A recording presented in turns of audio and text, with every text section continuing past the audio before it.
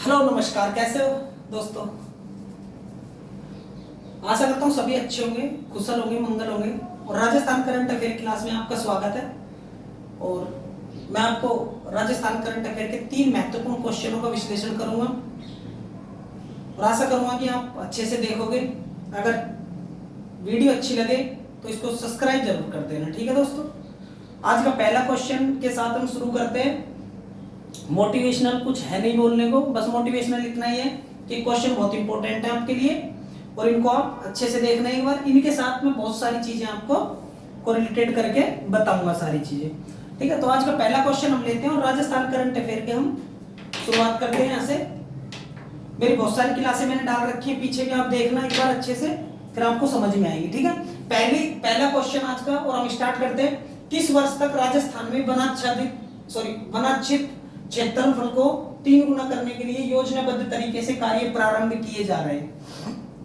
किसी कार्य का लक्ष्य लेने के लिए हमको कुछ न कुछ मुहिम चलानी पड़ेगी, किसी चीज में ग्रोथ करना पड़ेगा। उसी तरीके से यहाँ पर योजनाबद्ध तरीके से कार्य प्रारंभ किए जा रहे हैं, किसमें, वन क्षेत्र में, ठीक है ना, वन क्षेत्र में।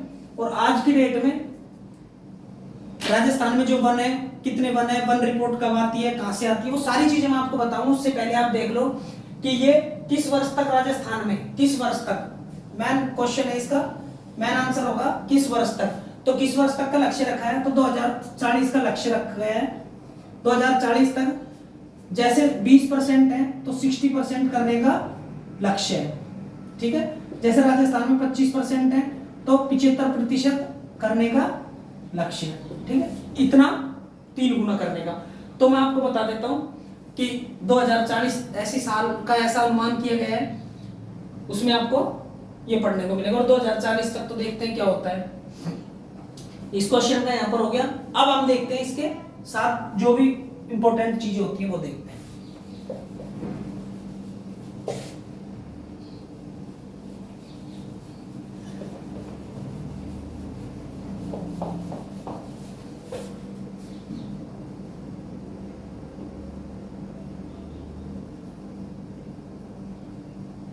ठीक है, अब मैं बता देता हूं इस योजना में भूमि हो गई, ठीक है, चरागाह हो गए। देखो भूमि, चरागाह ये सारे वन में ही आते हैं, ये सारे वन क्षेत्र में ही आते हैं, ठीक है ना। इनके साथ सार्वजनिक स्थल, ठीक है ना। उसके बाद इनके सबको पूरे राज्य में हरियाली के प्रयास किए जा रहे हैं। साथ ही आमजन को बड़े बड़े पौधे मुहैया कराए जा रहे हैं ताकि राजस्थान में हरियाली बढ़े, ठीक है ना। राजस्थान हमारा वन के क्षेत्र में बहुत पीछे, राजस्थान कई स्टेटों से पीछे है। कई स्टेटों से क्या है, राजस्थान में टोटली कुछ परसेंट वन पाए जाते हैं। हरियाणा से तो खैर आगे हैं हम, कई ऐसे राज्य हैं जिनसे आगे भी हैं। तो मैं आपको बता देता हूँ अब जो हमारी करंट की जो रिपोर्ट चल रही है वो मैं आपको बता देता हूँ, ठीक है।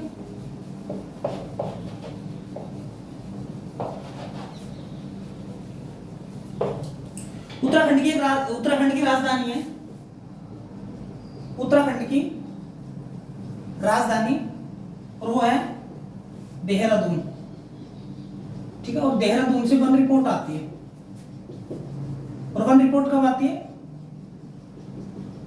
द्विवार्षिक है, 2 वर्ष में एक बार आती है। कितनी वर्ष में, सबसे पहले आई थी 1987 में, ठीक है। 1987 से लेकर अब तक 2021 तक, 21 में लास्ट रिपोर्ट आई है, तो 17वीं रिपोर्ट आई है, 17वीं वन की रिपोर्ट आई है। अब उसमें क्या क्या बोला गया है, टोटल इंडिया में टोटल वन की बात करते हैं तो 24.62% वन है। कितने वन है टोटली, 24.62% वन है। अगर हम बात करते हैं सबसे ज्यादा वाला क्षेत्र ज्यादा वाला राज्य तो वो है कौन सा, एमपी, और मध्य प्रदेश की राजधानी भोपाल है। अगर हम बात करते हैं कम की तो मात्र 5.42% कहां पर है, ये तो राजस्थान में है, ये तो राजस्थान में। सबसे कम है हरियाणा में,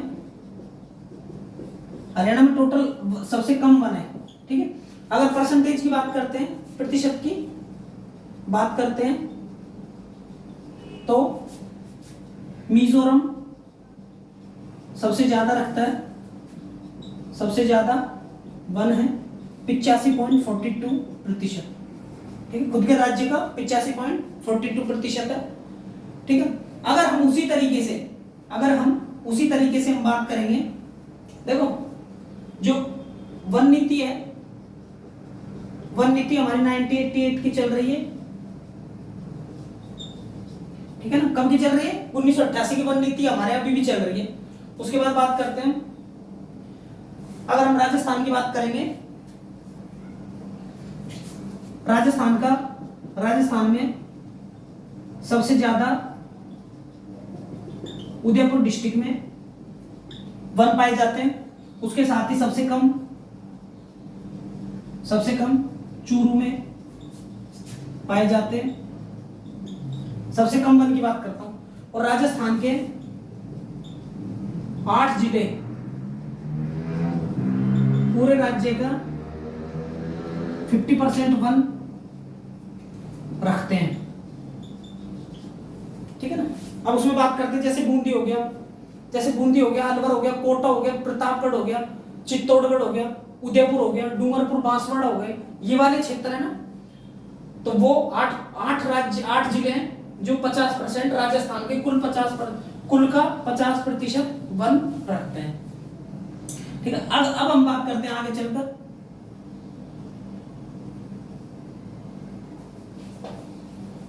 वन कितने तरह के बताए, वन मैंने बताया 3 तरह के। कितने तरह के वन होते हैं, 3 तरह के, ठीक है ना। अब 3 तरह के वनों में कौन कौन से वन आते हैं, सबसे पहले लिखो हम, सबसे पहला है वनों के प्रकार। अब वनों के प्रकार की बात करते हैं, सबसे पहला हो गया आरक्षित वन, ठीक है, जिसको हम रिजर्व बोलते हैं, रिजर्व वन।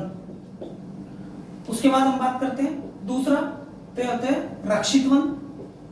कौन से, रक्षित वन, और इसको बोलते हैं प्रोटेक्ट वन। बात करते हैं तीसरे की, तो अवर्गीकृत वन, ठीक है, अनरिजर्व अनक्लासिफाइड बोलते हैं उनको, ठीक है ना, अनक्लासिफाइड फॉरेस्ट वन बोलते हैं ना, यह वर्गीकृत वन हो गए। अब इनमें देखो सबसे ज्यादा बात करते हैं, सबसे ज्यादा मिलते हैं ये वाले, सबसे ज्यादा, सबसे कम की बात करते हैं प्रोटेक्ट वन मिलते हैं, और ये सेकंड नंबर पे। अब हम बात करेंगे ये वाले कौन से क्षेत्र, ये वाले कौन से होते हैं, तो ये वाले होते हैं जिनमें पेड़ काटना, पशु चराना निषेध है, क्योंकि यहां वन्य जीव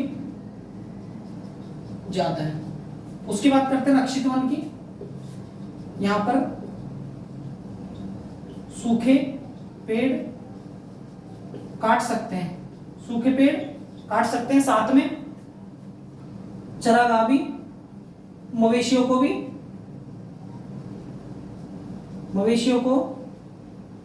भी चरा सकते हैं, ठीक है। और ये सबसे ज्यादा वन है वर्गीकृत वन। 3 तरह के वन मैंने आपको बता दिए। अब हम आते हैं थोड़ा सा आगे, सबसे ज्यादा क्षेत्र में है ये वन, ठीक है ना। अब हम बात करते हैं राजस्थान की। राजस्थान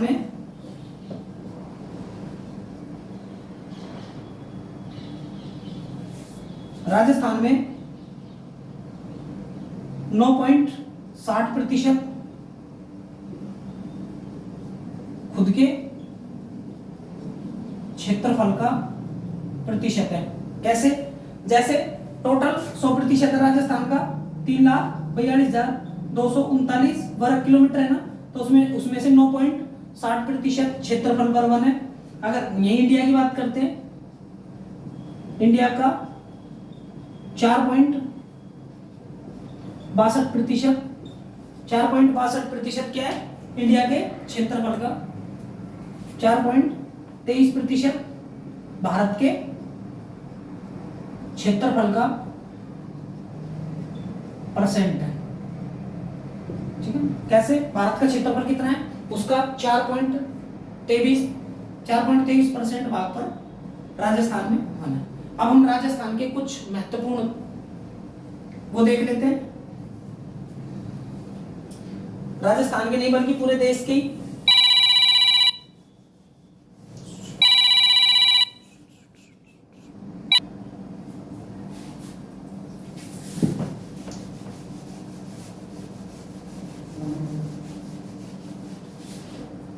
अब हम देख लेते हैं कुछ महत्वपूर्ण, जैसे कि एक तो होता है अपिको आंदोलन, एक होता है चिपको आंदोलन, ठीक है, एक होता है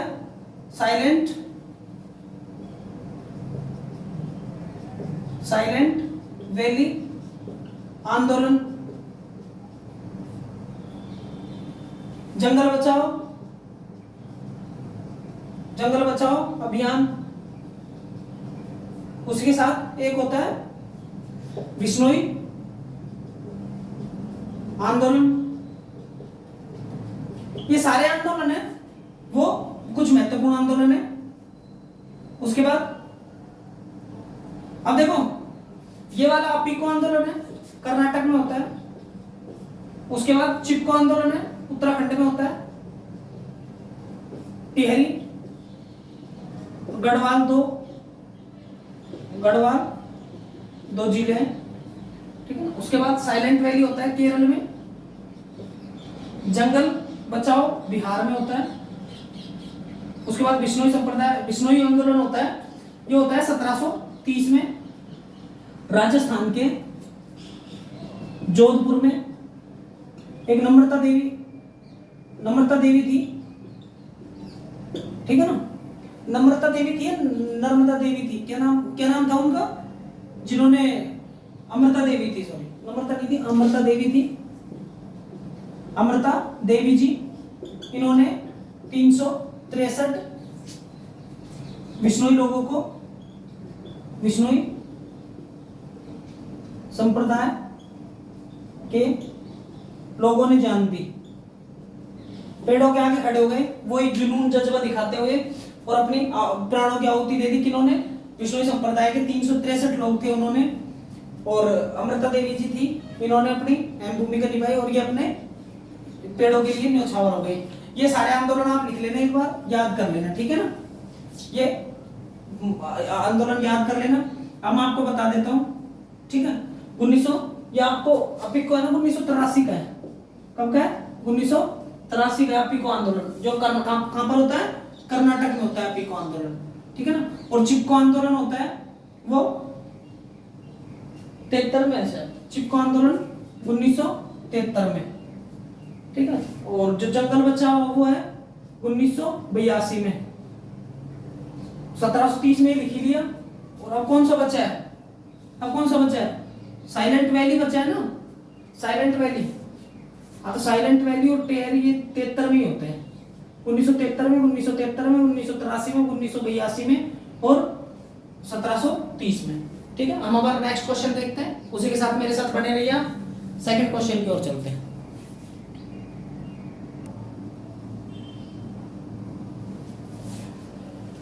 हमारा सेकंड क्वेश्चन आप देखिए, जयपुर के राजभवन में बने संविधान पार्क का उद्घाटन किसने किया?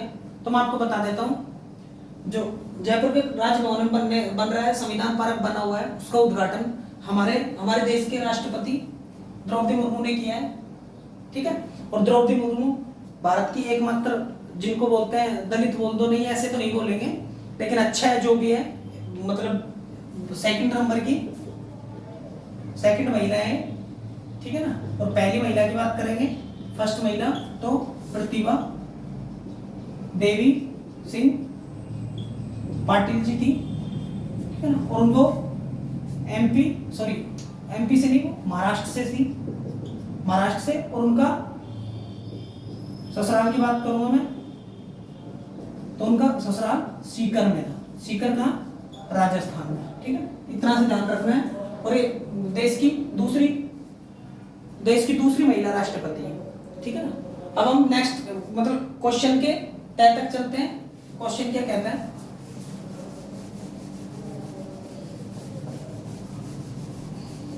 फटाफट करवा देगा, वीडियो लंबी ना हो इसलिए। देखो, संविधान पार्क की जरूरत क्यों पड़ी? लोगों में जागरूकता फैलाने के लिए, ठीक है ना। लोगों में जागरूकता, लोगों में ज्ञान की मतलब ज्ञान प्राप्त हो, लोगों को मतलब स्ट्रेस फ्री कुछ सोचने को टाइम मिले, इसीलिए संविधान पार्क का निर्माण किया गया है। तो मैं आपको बता देता हूं, द्रौपदी मुर्मू पहली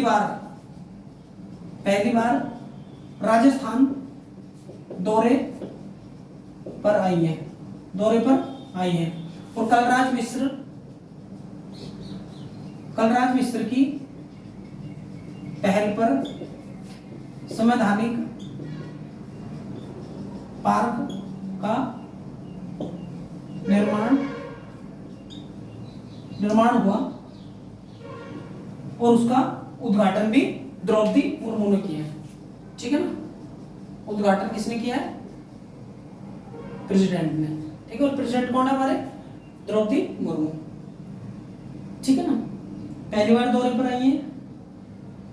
और कलराज मिश्र जी ने दावा किया है कि यह देश का पहला ऐसा पार्क है, ठीक है। मैं आपको बात बता देता हूं, कलराज मिश्र जी जो कि राजस्थान के क्या है? राज्यपाल है। कौन है? राज्यपाल है। और राष्ट्रपति का उल्लेख आर्टिकल 52 में, भारत में राष्ट्रपति होगा। शपथ उनका सारा कार्यकाल जो भी है वो सारे आर्टिकल 52, 53, 54, 55, 56, 57, 58, 59 इनमें दावा किया। और राज्यपाल कौन है हमारे एट प्रेजेंट में? कलराज मिश्र जी हैं। और कलराज मिश्र जी ने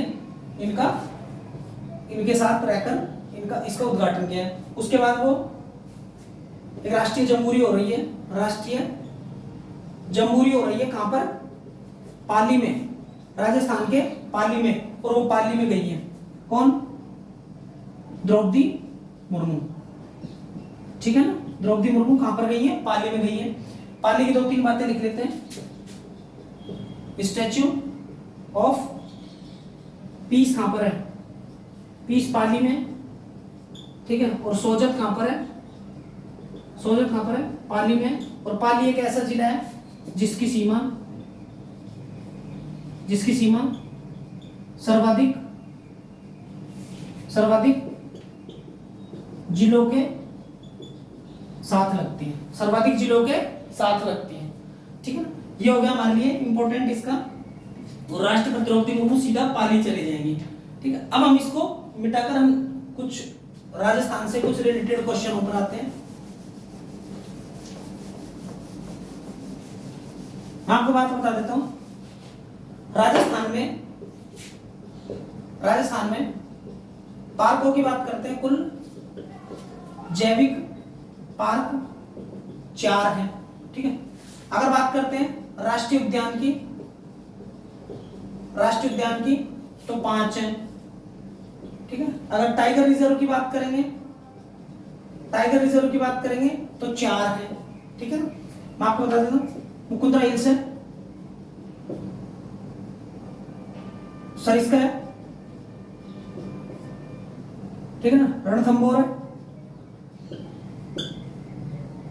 रणथंभौर के बाद मुकुंदरा हिल्स हो गया। रामगढ़ विजदारी है, बच्चे को पता होना चाहिए चारों, ठीक है ना, टाइगर रिजर्व। और जो अभ्यारण्यों की बात करेंगे हम, अगर हम अभ्यारण्यों की बात करेंगे, वन्य जीव संरक्षण की बात करेंगे, वन्य जीव संरक्षण, तो कितने टोटल 27 है, ठीक है। ये आपको नोट कर लेनी है, ये आप नोट कर लेना, ठीक है ना। अगर हम बात करते हैं राजस्थान का सबसे बड़ा राष्ट्रीय उद्यान, सबसे बड़ा राष्ट्रीय उद्यान कौन सा है? मरु उद्यान बाड़मेर और जैसलमेर में विस्तृत है, 32-61 वर्ग किलोमीटर है, ठीक है। कितना है? 32-61 वर्ग किलोमीटर क्षेत्रफल में, और राजस्थान का सबसे बड़ा है। ये 32-61 नहीं है, 3162 वर्ग किलोमीटर। इनको आप इनका स्क्रीनशॉट ले लो। 2-3 चीजें और बता दूंगा बस आपको इसमें, और एक खत्म हो जाएगा। चलो मैं यही बता देता हूं। संविधान निर्माण पूरा हुआ 26 नवंबर 1949 को, लागू होता है 26 जनवरी 1950 को। टोटल 12 मीटिंग होती है, ठीक है ना। कितनी मीटिंग होती है? टोटल 12 मीटिंग होती है। 12वीं मीटिंग 24 जनवरी 1950 को। लास्ट मीटिंग कब होती है? 24 जनवरी 1950 को होती है, ठीक है ना। और एक बात और ध्यान रखना है, भारत का संविधान सबसे बड़ा लिखित संविधान है, ठीक है। हम क्वेश्चन नंबर नेक्स्ट की ओर आते हैं, उससे पहले हम इसके स्क्रीनशॉट ले लो।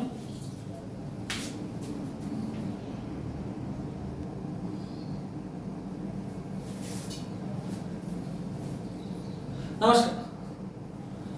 हाँ तो दोस्तों ये देखो, चुप्पी तोड़ो सियानी बनो के तहत कौन सी कक्षा में पढ़ने वाले छात्रों को हाइजीन एम्बेसडर के रूप में नियुक्त किया है। आपको क्वेश्चन में समझाऊंगा। सबसे पहले आप देखो, चुप्पी तोड़ो सियानी बनो एक अभियान है। क्या है? अभियान है, और इस अभियान को मैं आपको बताऊंगा कि थोड़ी देर बाद। उससे पहले हम देखते हैं हाइजीन एम्बेसडर के रूप में नियुक्त किया है तो कितनी क्लास की बच्चियों को नियुक्त किया गया है। तो मैं आपको बता दूं 9 से 12 क्लास की बच्चियों को इसमें एम्बेसडर नियुक्त किया गया है। अब हम इसका विश्लेषण देखते हैं।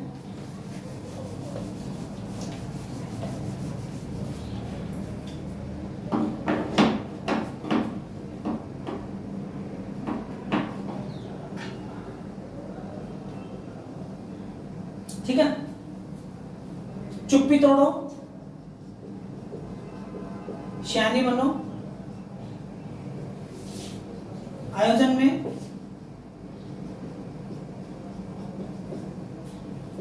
एक ब्रांड एम्बेसडर का हाइजीन एम्बेसडर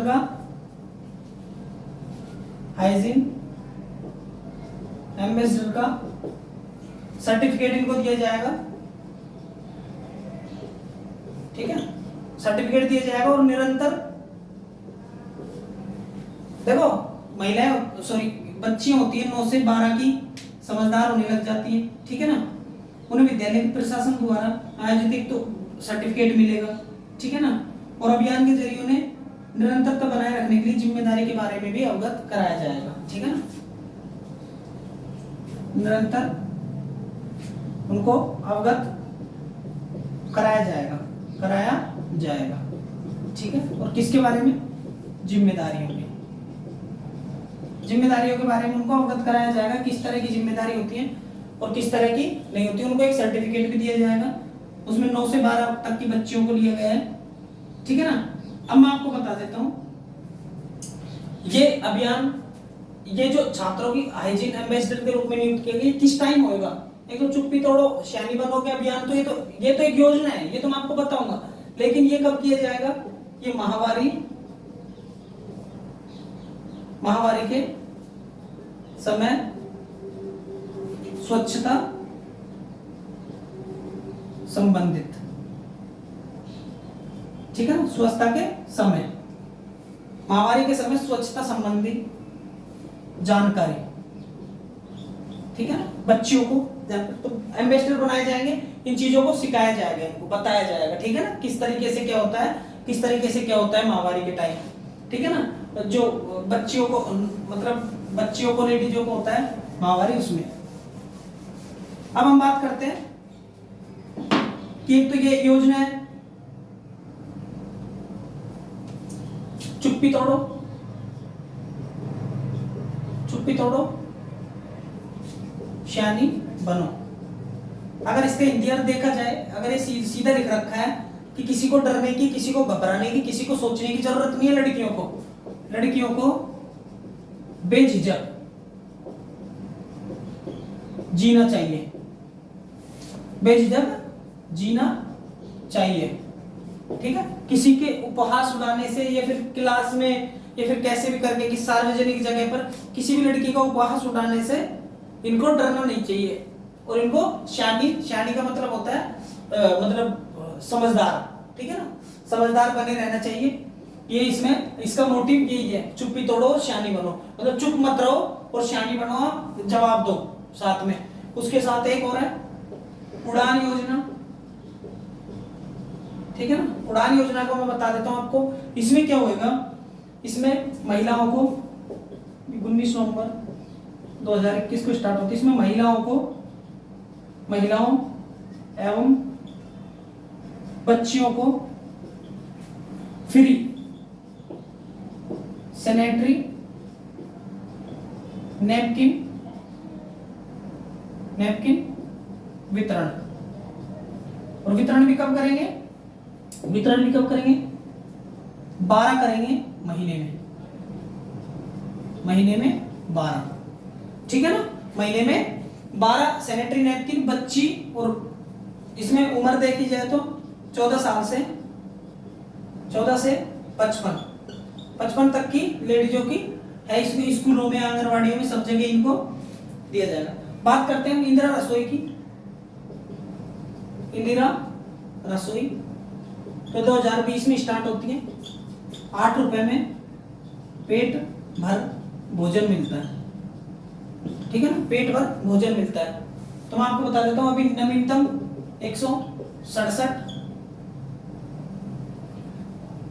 नहीं, ये रसोइयों की बात करते हैं तो इसमें अभी पहले 17 रुपए सब्सिडी, पहले कितनी 12 रुपए सब्सिडी थी, पहले 12 रुपए सब्सिडी थी, अब 17 रुपए सब्सिडी हो गई, ठीक है, और 25 रुपए टोटल प्लेट के हो गए हैं, ठीक है ना। एक है आपकी बेटी योजना, कौन सी है, इसको उतार लो आप एक बार,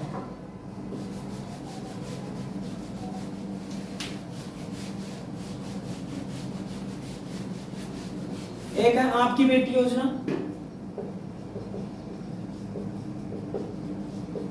आपकी बेटी योजना। इसमें क्या होगा, 1 से 8 तक की बच्चियों को 2100 रुपए, और 8 से 12 तक की बच्चियों को 2500 रुपए दिए जाएंगे, ठीक है, इसमें जिसमें आपकी बेटी योजना में, समझ रहे हो ना। उसके बाद हम बात करते हैं, अगर ब्रांड एम्बेसडर की बात आती है तो प्रिया सिंह मेघवाल है, जो कहाँ की है, बीकानेर की है। इन्होंने अभी बॉडी बिल्डिंग जो कि कहां पर हुई थी, थाईलैंड में,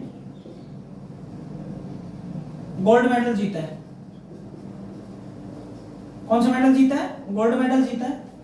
39वीं विश्व चैंपियनशिप हुई थी judo, sorry body building championship Thailand में। तो इनको क्या है, इनको सामाजिक न्याय एवं